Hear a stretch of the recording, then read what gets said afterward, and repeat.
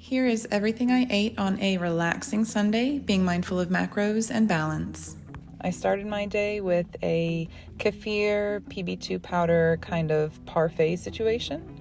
I've been using kefir lately in place of milk for things like chia pudding and overnight oats to sort of aid in digestion along with fiber. I added berries, some dates, and chopped walnuts. Lately, I've been having a small breakfast early in the morning to start my day, and this was the perfect morning snack.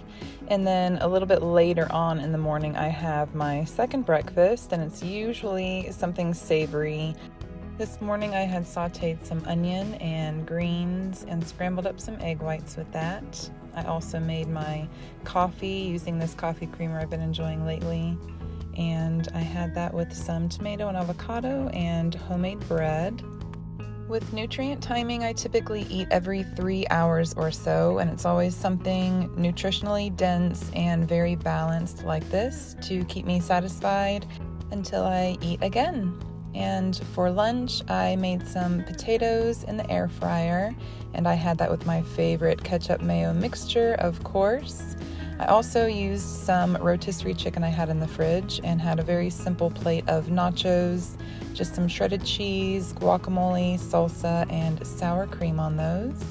And then I made myself a protein coffee before I went out running errands with my girls. And for dinner, I had some party food I needed to use up. A big platter of sandwiches and veggies. I added some cottage cheese to that for a little extra protein, and I probably ate about 4 or 5 of those little pinwheel sandwiches and made my ranch dip with the cottage cheese. And then I had the most epic dessert. I got to finish up some birthday cake and cookies from the party and paired that with vanilla ice cream. And this is just one of my favorite things to do, is to indulge in a yummy sweet dessert. I have a very large sweet tooth, and I don't deny myself these things on occasion because it's all part of healthy balance.